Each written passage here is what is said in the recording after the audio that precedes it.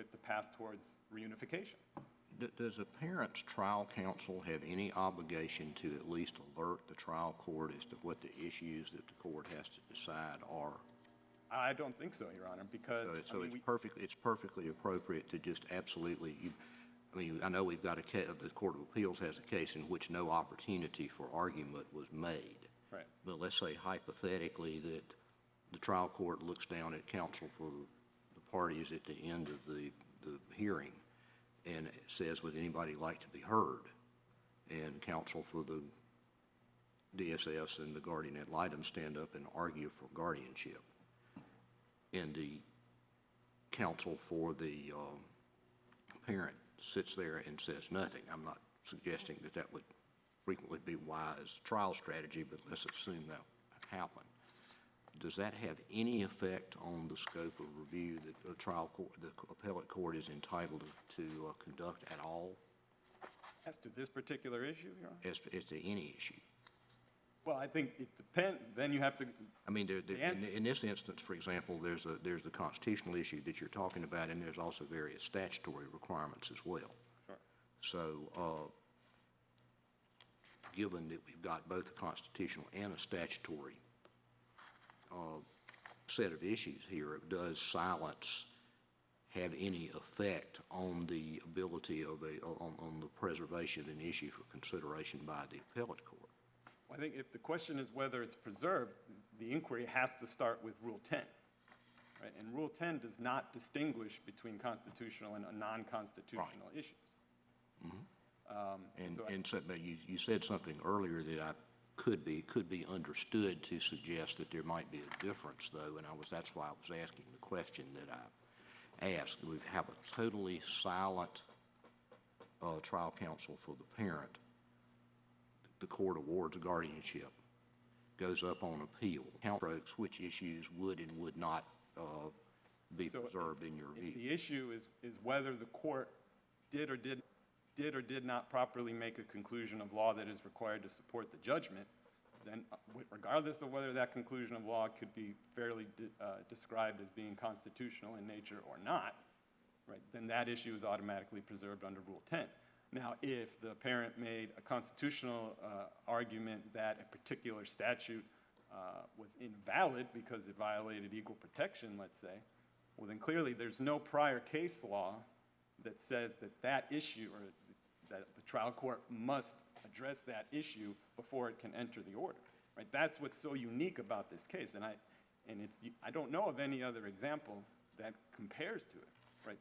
Peterson presumption, I believe, stands alone in that it requires the trial court to make a conclusion that rebuts a presumption that is constitutional in nature. Right? We're so accustomed to the common law rule that constitutional issues need to be raised first at trial before they can be argued on appeal, right? But that common law rule has been subsumed by Rule 10.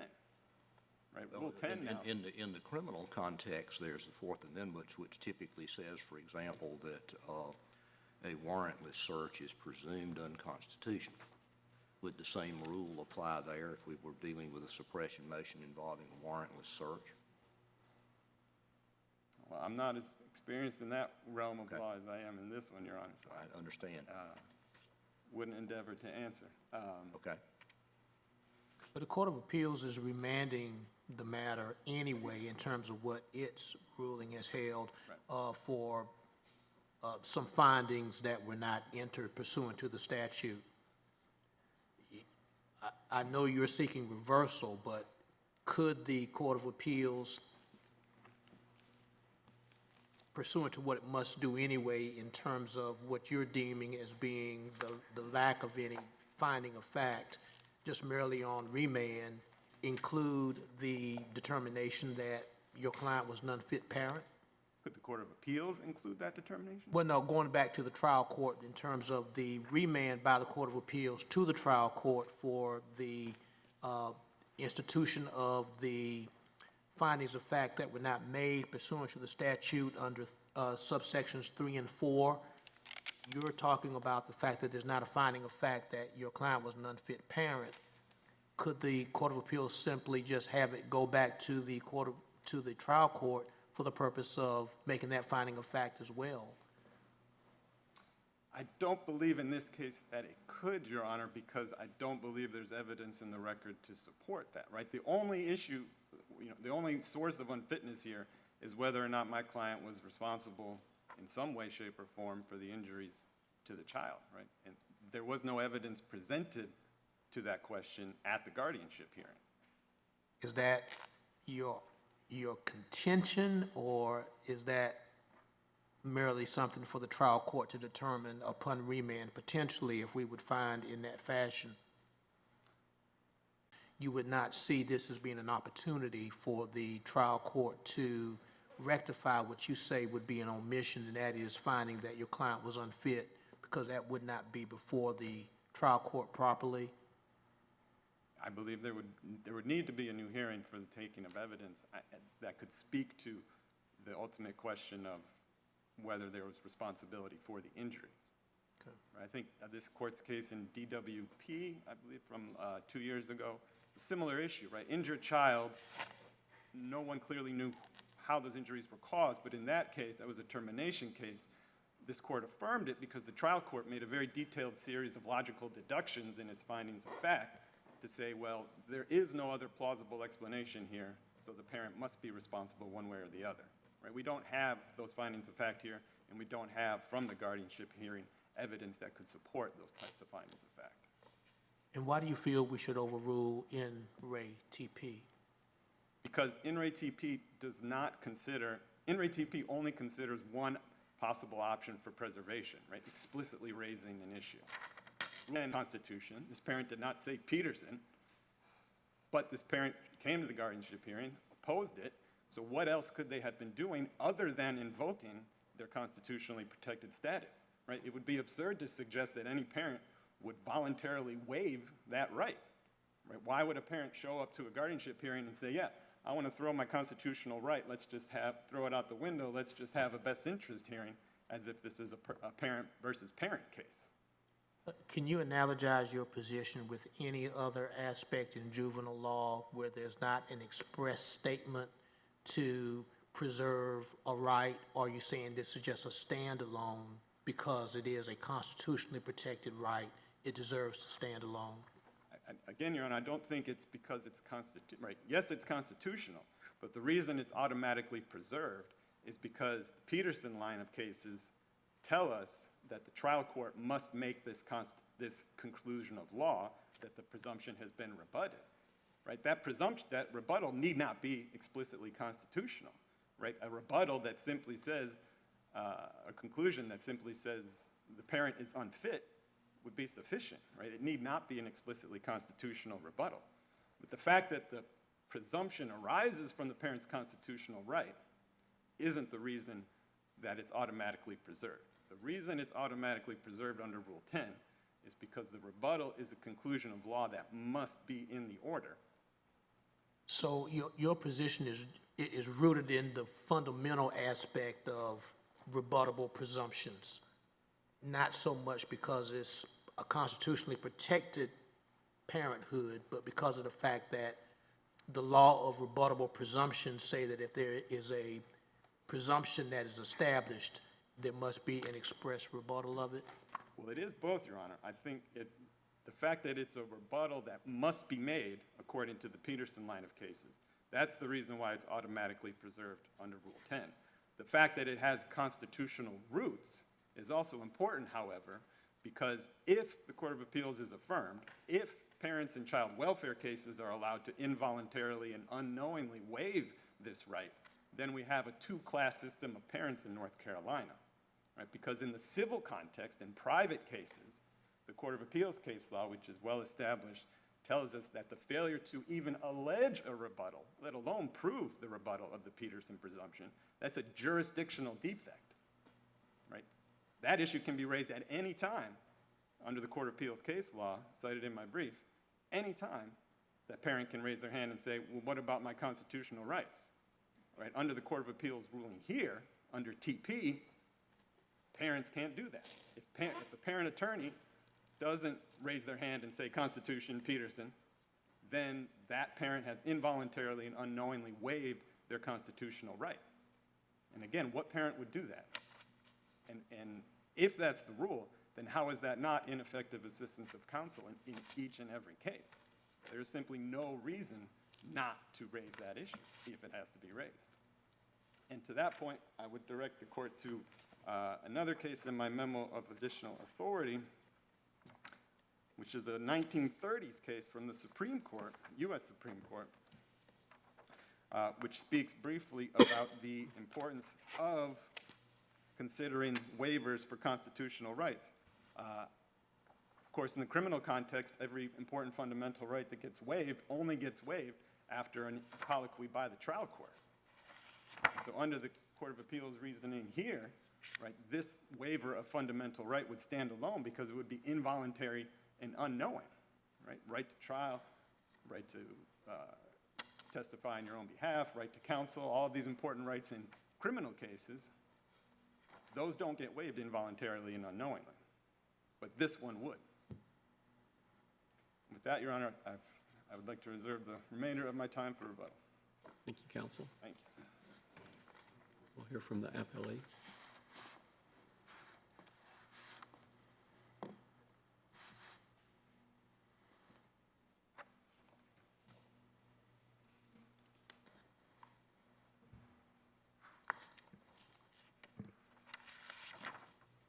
Mr. Chief Justice, and may it please the court. My name is Troy Shelton, and I represent Christy Wall and Tyler Price, who are the legal guardians of the children at issue in this case, and they're also the children's maternal grandparents. The appellees today are going to be dividing our argument into three parts. First, I'll address the nature of the constitutional right at issue in this case and the problems with raising it for the first time on appeal.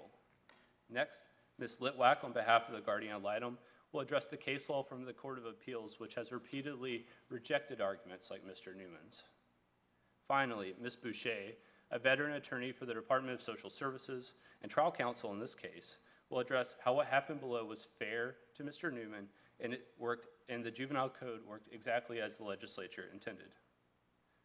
Turning first to the nature of the right at issue, it's true that parents have a due process interest in the care and custody of their children, but that interest can be outweighed by the state's interest in protecting children within the state's borders. Indeed, parents waive their rights when they are unfit or when they engage in acts inconsistent with their parental obligations. But how that right should be adjudicated in a proceeding like this is far from clear. This court and the Court of Appeals has repeatedly addressed parents' constitutional rights, but in the vast majority of the cases have been in civil third-party custody disputes. Here, however, DSS intervened under the juvenile code, as it always does, based on the status of the children. DSS alleged that Jimmy and Lola were abused and neglected children. DSS then went on to prove that by clear and convincing evidence, which was found by the trial court in its adjudication order. Mr. Newman has never appealed from the adjudication order. He doesn't challenge it on appeal today. Indeed, Mr. Newman has presented this case as one being about waiver, but it's about a lot more than just waiver. To agree with Mr. Newman on the waiver question, this court could possibly be addressing several other analytically prior questions. Questions such as whether the juvenile code provides adequate safeguards for a parent's constitutional right, when courts should recognize this kind of constitutional right sua sponte, and when in a juvenile code proceeding, this right ought to be addressed sua sponte by the trial court. Let me explain those 3 points. First, Mr. Newman's argument implies that the juvenile code is constitutionally defective because it doesn't adequately protect a parent's constitutional rights. But the code provides extensive protections for parents and their rights. The facts are determined by a judge, not an agency, and DSS can only intervene for 3 narrow reasons: abuse, neglect, and dependency. And it has to prove those reasons at the adjudication stage with clear and convincing evidence. Indigent parents like Mr. Newman are given a free attorney and a right to be heard throughout the entire process. There's a presumption that kids will be reunified with their parents, and DSS is required to provide services to make that happen. Now, on top of all of that, there's periodic judicial review to ensure that DSS is doing its job. Second, Mr. Newman is arguing that trial courts should raise a parent's constitutional right sua sponte, but there's no reason for that to have occurred in this kind of case. once the children were adjudicated as abused and neglected, it's unclear what role, if any, Mr. Newman's constitutional right was to play. This court has never suggested that there is a role for that right once there's an adjudication order of abuse and neglect. Indeed, I read Justice Earle's opinion for the court in Henry E.B. as strongly suggesting that the adjudication order is sufficient to justify the the state's own interest in protecting children and to outweigh the parents' interest in the companionship and custody and care of their child. So let me ask you then, what's your response to the argument that the adjudication is about the condition and status of the child and doesn't necessarily imply anything about the fitness of the parent? Well, Your Honor, I think it does necessarily imply something about the fitness of the parent, because DSS can't intervene just because a child is injured. It can only intervene when a child is injured, when that child is within the custody and care of a parent or a caretaker. And so I think that's the helpful nexus in this case, and I think that it's sufficient. And this court simply has just never addressed this question, which I think is makes this case we're talking about waiver, but we're sort of assuming an answer to this merits question, which I think is wide open for decision, which makes it just a little bit difficult to answer. And I'd note that the Juvenile Code doesn't provide any requirement that a guardianship order make any findings about a parent's constitutional rights. This court has never said that a guardianship order has to have those findings either. Now, third, Mr. Newman's argument raises questions about when is it that the trial court is supposed to raise this issue on its own. He says that the dispositional order, which is the permanency planning order on appeal in this case, which granted guardianship to my clients, he says that is the order that's supposed to have findings about Mr. Newman's constitutional rights. I don't think there's any particular reason why that would be the case. I think there are probably at least 3 candidates for orders that could contain the findings that the judge was apparently supposed to make sua sponte. The first would be the order for non-secure custody, which essentially works like a preliminary injunction in these types of cases. That's the order that takes the custody of the children out of Mr. Newman's custody and puts it with the custody of DSS. That's the order that directly interferes with the parent-child relationship. But Mr. Newman doesn't say that order is supposed to have any findings. He doesn't appeal from that order. He doesn't say that it was incorrect. The next important order, as we've discussed, is the adjudication order. That is the order that justifies the state's interest in a due process analysis in interfering with the parent-child relationship. It is this phase of the proceeding where DSS is required to prove its allegations by clear and convincing evidence. But Mr. Newman didn't raise his constitutional right at this part of the proceeding either, and he hasn't appealed from the adjudication order, and he's not even claiming that it's wrong on appeal. The last important order is the order on appeal here, the dispositional order, the one that granted guardianship to my clients. This phase, the dispositional phase, is of course the proceeding that applies the best interest standard. But that standard can't be applied if a constitutional right to the custody of the children still exists with the parent. So Mr. Newman knew going into this hearing that his constitutional rights had essentially already been adjudicated. We are now at the best interest stage. So is it your argument then that once a determination has been made that a juvenile is abused or neglected, that there's no need to ever revisit the constitutional issue? I think that's almost always going to be the case under the juvenile codes. I think the juvenile code is tailored to addressing the constitutional right. Perhaps there is some outlier I'm sorry, Your Honor. Go ahead. Perhaps there is some outlier case where there is just a little bit of room, but a little bit of daylight between the constitutional requirement and the juvenile code. But this, Your Honor, I do not believe that this is that case. So I don't think it's appropriate for a parent to sit on his hands and to sit on his constitutional rights until the dispositional stage, which is essentially the end of the case, and essentially try to raise a threshold question at that point. For these reasons, Your Honors, this case isn't just about waiver. It's about Mr. Newman's efforts to totally disrupt the statutory scheme that's been created by the legislature. The juvenile code doesn't provide a special procedure for raising a parent's constitutional rights because the statutory scheme itself is designed to adjudicate that right. It's built into the statutory framework. I'd like to turn next to how this right at issue interacts with this court's own preservation principles. And I think a helpful place to start is ME versus TJ, which this court issued probably about 10 days ago. That case, of course, involved whether an appellant had preserved a constitutional issue by presenting it to the trial court, and the right at issue was whether Chapter 50B's protections extended to same-sex relationships. This court stated the general rule: appellate courts will not pass upon a constitutional question unless it affirmatively appears that such question was raised and passed upon in the court below.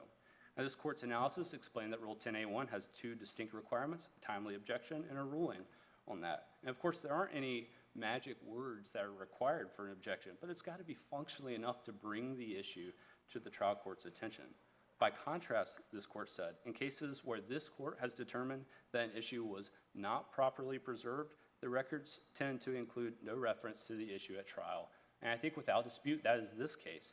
Mr. Newman can't point to any reference to his constitutional right being brought to the attention to the trial court. Is it your contention then, assuming that there's a constitutional right to litigate, that the word constitution or fundamental or something like that has to be used in order to preserve a constitutional claim separate and apart from the statutory one that's normally at issue in a permanency planning hearing?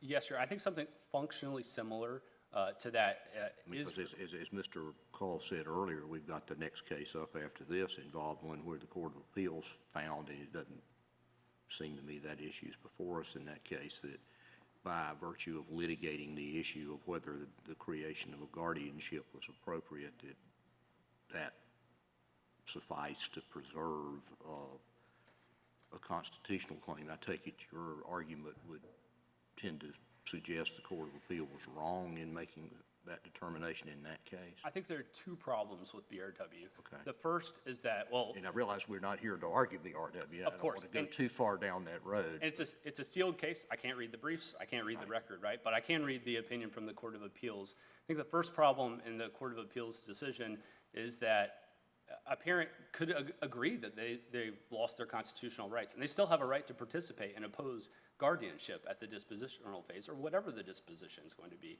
So by simply showing up and opposing what DSS wants, that doesn't tell you anything about whether they're raising a constitutional right. Secondarily, I think that BRW about issue preservation is sort of right for the wrong reasons. BRW doesn't, I don't think, have an issue preservation problem. The trial court, as I read the Court of Appeals opinion, made a determination in its order about the constitutional right. I can't tell if that was sua sponte or what provoked the trial court to make that determination, but there's no issue preservation rule.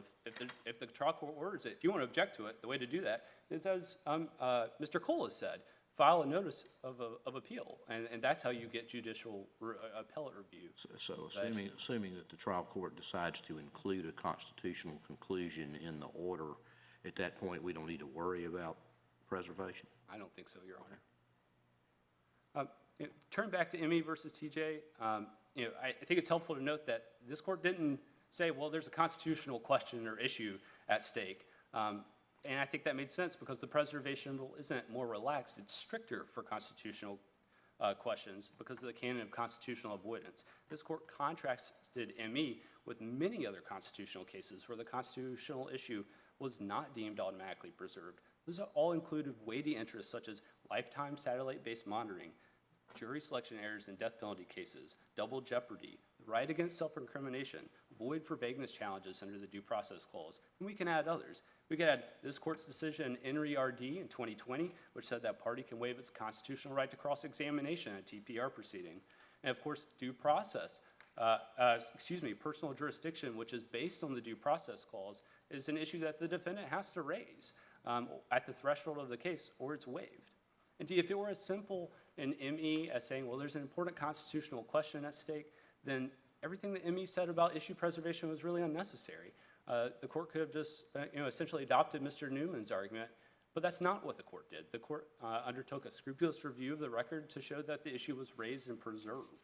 Well, this is a different situation pretty entirely from ME, isn't it, in that there was a colloquy in the trial court about the constitutional issue, including citation to cases and a back and forth with the trial court. So that didn't happen here. That's in fact my point, Your Honor. I think that the preservation was, from my reading of the court's opinion, seemed quite clear in IMI, and here there's simply no mention of it. But the court. We also didn't address the constitutional issue by this court. Because it wasn't before us. Yes, I understand that, Your Honor. I think that if, this court undertook a close review of the record in IMI, and I think that made sense because one of the problems with automatic preservation is the problems of gamesmanship and sandbagging. We don't know if Mr. Newman's trial counsel made the strategic decision not to raise the constitutional issue in this case, but we do know that Mr. Newman's appellate counsel is not raising an ineffective assistance claim, even though those are available in cases under the Juvenile Code. And we also know that automatic issue preservation should be limited because it overtaxes trial courts. Parents' constitutional right cases from this court and from the Court of Appeals, I'm sure from Your Honor's own experience, they're incredibly fact intensive.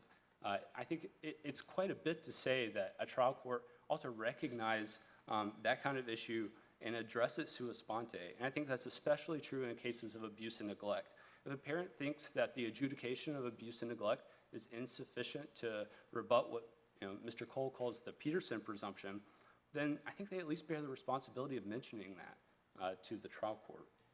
I think automatic issue preservation also doesn't make a lot of sense in juvenile cases because they're not like a normal civil case, not like you have a trial and it's over. This case is still going on. If Mr. Newman's constitutional right can still be raised after an adjudication order, then he can raise it again, either through a motion to dismiss or a motion to modify the permanency plan. So there's really no reason for an appellate court to be the first court to address the question.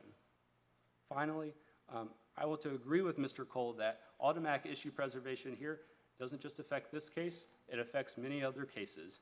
And in fact, I think that it can create chaos in cases that are currently pending right now.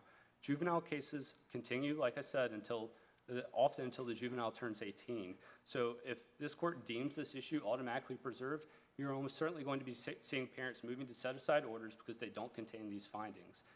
Based on my own experience as a guardian ad litem and then as appellate counsel to the guardian ad litem program, I can tell you that these orders don't normally contain these types of findings. And if a parent has had his rights terminated, he might even move to have that judgment set aside, and that could have cascading problems for any adoptions that have occurred in the interim. Now, Mr. Newman hasn't made any efforts to address these issues, but I think they are the natural consequences of his own arguments. And that's why this case is about waiver, but it's also about a lot more than just waiver.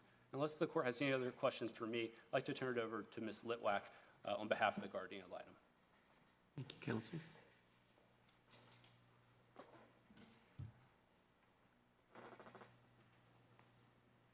Chief Justice and Associate Justices, may it please the court. Again, my name is Nancy Litwack, and I'm here as an appellate counsel for the Guardian Ad Litem Pro Bono program in North Carolina. So I'm here on behalf of the juveniles today.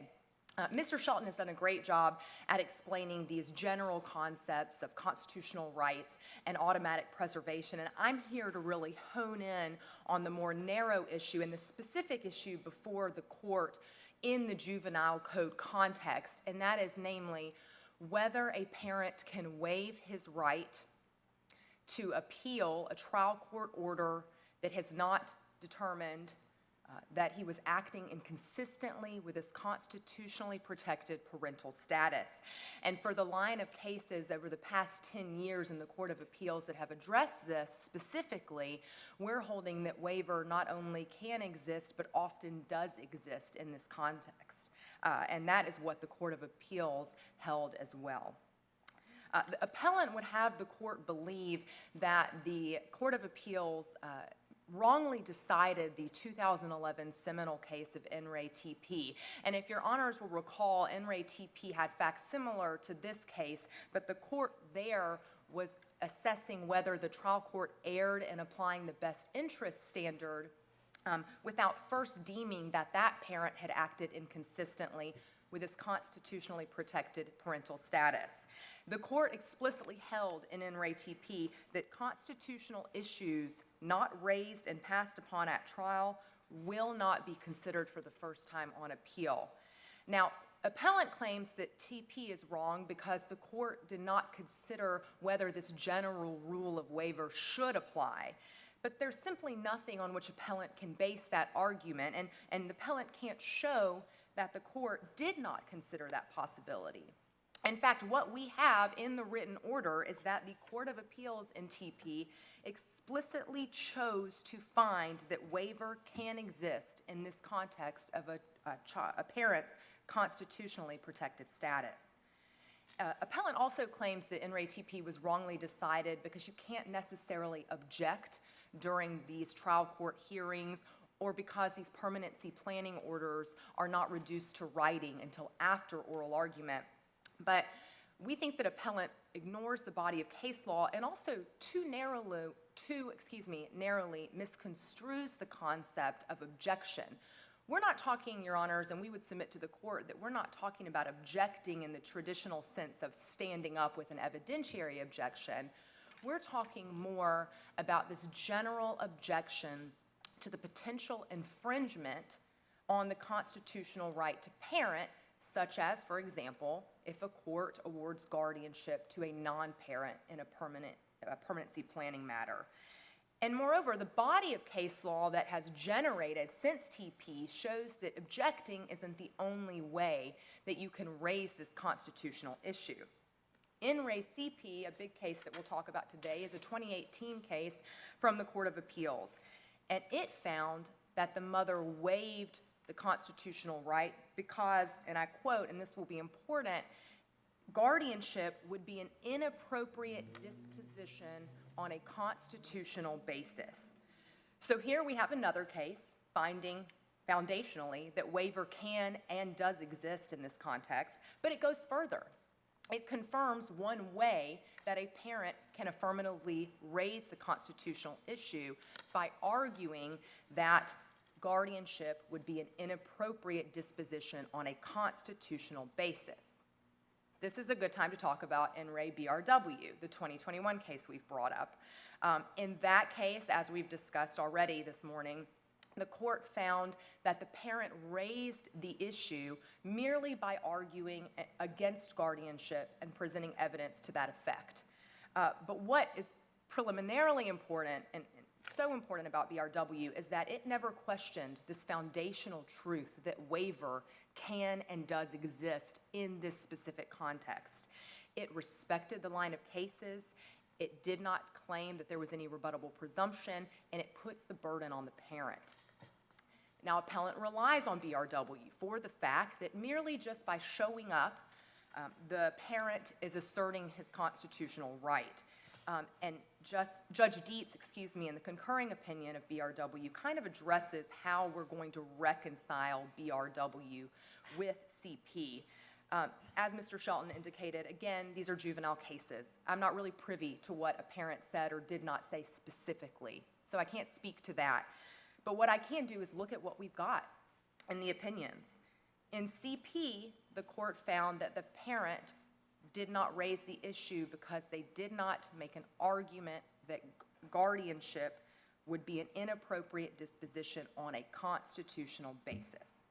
In BRW, the court found merely by arguing against guardianship, the issue was raised. I do want to point out one thing, and I want to underscore what Mr. Shelton mentioned, which is that a parent can show up and argue against guardianship as to a best interest standard, not so much the constitutional. And so on that same note, on one thing we can agree with the appellant, and we think that BRW may be a little unsound, and we do think the court probably needs to address that. But we think that the correct approach is to find that CP was rightfully decided in line of the body of cases that have come out of the Court of Appeals, finding that waiver exists, and finding that a parent has to affirmatively assert a constitutional So let me ask you the same question I asked Mr. Shelton, which is, all right, what is an adequate preservation, what action adequately preserves a constitutional claim in your view? Justice Erwin, we think that based on the line of cases that we've got then, a parent must adequately object that their constitutional rights would be infringed upon, or raise the issue that guardianship goes against their constitutional right. And it is a little bit of it needs a specific constitutional argument, is what we Or would claim it to be the court. sufficient to say you haven't shown that I'm unfit? I think, Your Honor, based on what I have read and looked at in these cases, is that this preliminary argument before the best interest standard is applied is that the parent was either unfit or acting inconsistently with his constitutionally protected status. Well, all right, let's say you haven't shown either that I'm unfit or that I acted inconsistently with my parental. I'm trying to say something that doesn't include the word Constitution, and I'm about ready to say it twice, and I didn't mean to do that. That's all right. I think, and tell me if I'm not answering your question, but I think from what I'm getting, that the answer is that a parent has to affirmatively assert constitutional rights by arguing the constitutional right will be lost. And that's what the case law that we have. Do they have to use the word constitutional? Your Honor, based on my reading of the cases, it looks as though the court strongly favors the use of the word constitution. Is it a required magic word? That is a question that I'm not prepared to answer today, but based on what I can see in In Re CP, which I think is a guiding case, and I'll explain with two other cases shortly, In Re CP found waiver where the parent did not argue, as I mentioned over and over again, I'll start flubbing over it, but that guardianship would be an inappropriate disposition on a constitutional basis. And we've got two, and admittedly they're unpublished decisions, but In Re MB and DT are 2017 and 2020 Court of Appeal cases. And there, the court found that waiver occurred because the parents did not argue against guardianship in the context of constitutionality. They argued against guardianship on the best interest at the dispositional stage. And so to me, those nuances and distinctions that the court made seems to include some sort of affirmative requirement on behalf of the parent to argue constitutionality. In addition to CP, TP, and BRW, a litany of other cases that have not only found waiver, but expounded upon that foundational truth. And briefly, Your Honors, In Re RP, a 2017 case, foundationally found waiver and went on to add on to this body of law, finding that there could not be waiver where a parent doesn't have the opportunity to argue it. In that case, no evidence was allowed, and there were no arguments put forth by the parents. Same with In Re IK, a 2018 case, finding no, the parent wasn't afforded an opportunity to argue waiver, and so waiver could not be found. So we see this body of law that holds up this notion of waiver in this context and then adds to it. Finally, Your Honors, and then I'll turn it over to Ms. Bouchain, it's worth noting that Peterson, this case cited by Mr. Cole, does not discuss waiver in any way, shape, or form. It does not discuss whether the best interest standard was appropriately applied. It does not discuss whether the parent's due process rights were adequately protected. Peterson can exist in harmony with this line of cases. Peterson can exist in harmony with waiver, and I would submit to Your Honor that part of Peterson finds that where there's no finding that the child's welfare has been neglected, then the parent's paramount right to custody prevails. So extrapolating from that, I would submit that where there has been some sort of determination that a child's welfare has been neglected, that paramount right is gone. And arguably, it's on the parent at that point to bring it up. And again, that's in line with what we've discussed. Appellant has failed to provide any authority that waiver doesn't exist because that authority doesn't exist itself. I'm sorry, counsel, and I know I'm eating into time. I That's all right. apologize. Are you suggesting that a determination of neglect, abuse, or dependency is somehow similar to a determination in a custody setting that there is no longer an intact family? I don't know if I want to say that, go that far, Your Honor. Really, this is just me thinking more in terms of the logic used in Peterson, that this paramount right to custody cannot, it seems that Peterson would say where there's no finding that the child's welfare has been neglected, that right exists. But trying to bring that into this context, which again, I would contend that Peterson really is not on point with what's before Your Honor, but trying to bring that into this context, I would try to argue that that paramount right is gone if there's some argument regarding the parents' Thank you. right. So in closing, Your Honors, we respectfully ask that this court uphold the Court of Appeals because it's based on well-settled law, and unless this court has further questions, I'll turn this over to Ms. Bouchain. Thank you. Thank you, counsel. Good morning. My name is Terry Bouchain. I represent the Forsyth County Department of Social Services, and I have for the past 4 years when these children came into the custody of my client based on abuse or neglect. I would like to start with Justice Berger's last question. A determination that children are abused, neglected, or dependent in the juvenile court does not terminate an intact family. That would go against the whole premise of the juvenile code, which is to remove children for their safety, to give the parents an opportunity with services injected in there to remedy the conditions that brought the children into the custody of the Department of Social Services and attempt to safely reunite them with their families. When that can happen, that's all good and well. You can have a parent who has abused or neglected their children, but still has remedied those conditions and can still safely reunite. In this case, that did not happen. The parent clearly neglected his children, both of them. They lived in a home where it was injurious to their well-being. He was the only parent. He was the only person who had custody of these children. He made the determination of where these children lived and with whom they associated. And if they were neglected or abused in that setting, that was on him. That was his failure. Additionally, I would let the court know that thank goodness that these children had the relatives they could to assume custody. And if I could just finish this point. Because in assuming custody, guardianship of these children, that's not a permanent determination by the grandparents. At any point, the juvenile court continues to retain jurisdiction. A simple motion for review could be filed by Mr. Newman at any time to bring it back into the court to say, hey, give me another look. Let me determine what's going on. Thank you, counsel. Thank you. Sorry your time's expired. Rebuttal. Mr. Newman was not the only caretaker at the time. There was at least 4 adults in the picture at the time the injuries happened. There's no basis in the record for concluding he was responsible for the neglect. That's the question the trial court refused to answer. Justice Ervin, I'd like to try to take another stab at your stumper from before. A conclusion of law that's required that is not made, can the appellate court make that conclusion when the trial court didn't? I think a good example of where that doesn't happen is terminations under 7B11A1, right? The statute requires past neglect. This court has realized if time passes, the Constitution requires more. You can't just judge the termination based on some past neglect. You have to consider intervening circumstances and likelihood of future neglect.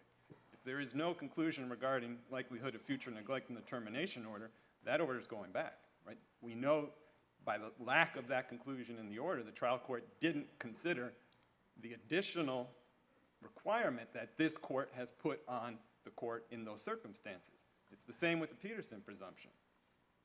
Yes, the trial court has to consider it. The trial court has to know the law. The trial court has to know the law that a likelihood of future neglect determination is required in termination under 11A1. The trial court has to know the law under Peterson when it's granting guardianship that it has to conclude that the parent has forfeited their constitutionally protected status. Justice Ervin, you also asked about if an order has a constitutional conclusion, then is there a preservation issue? And Mr. Shelton agreed that no, if the order has the conclusion in it, there's no preservation. It can be argued on appeal. But that was TP. The order in TP had the conclusion, and so that's the case that started this whole line of reasoning that tells us we have this waiver now. So we have a flawed foundation for this whole line of cases. As to ME as an example of preservation law, ME is completely inapposite here because there's no Peterson equivalent in the DVPO context, right? There was no Peterson equivalent that told the trial court, you must make a conclusion that the DVPO statute is not unconstitutional in light of Obergefell. And again, that's why this circumstance is so unique, because we have a constitutional case law requirement that the trial court make this conclusion every time it grants guardianship. And with that, I would ask the court to reverse, find that the preservation is automatic, and thank you. Thank you, counsel. Thank you to everyone. All right.